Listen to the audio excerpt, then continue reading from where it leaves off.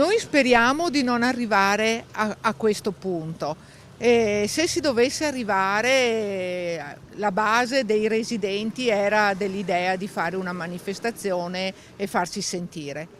In Via del Santo, che per certi versi rappresenta il cuore della protesta di residenti e commercianti contro il prolungamento notturno della ZTL nel centro storico di Padova, sono pronti alla mobilitazione.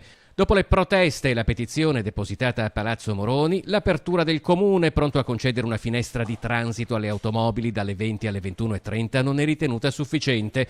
Di fronte al rischio che il dialogo si possa interrompere, interviene Nicola Rossi, presidente della Confesercenti del Veneto Centrale, che nei giorni scorsi, commentando la proposta del comune, aveva diffuso una nota nella quale affermava che non si può tamponare un problema dando risposte che vanno a rendere più confusa la situazione. Il fatto che se ne discute è positivo. Aprire una finestra più ampia sicuramente è un aiuto, però il vero nodo credo che va cercato nell'accoglienza del turista o comunque del cittadino che viene in centro. Il dibattito sugli orari della ZTL di Padova rischia insomma di far dimenticare un altro problema grave da risolvere in fretta in città: l'assenza di parcheggi. Dobbiamo pensare a un sistema nuovo di parcheggi. La Prandina sarà sicuramente una buona risposta.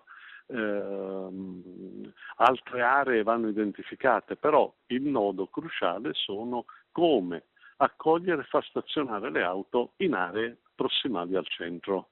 Nel dibattito e nelle polemiche di questi mesi appaiono schierarsi a volte due scuole di pensiero con una visione opposta della maniera in cui debba essere rivitalizzato un centro storico che, pur vivendo slanci di vitalità, soffre in diverse parti di una crisi che richiede risposte urgenti.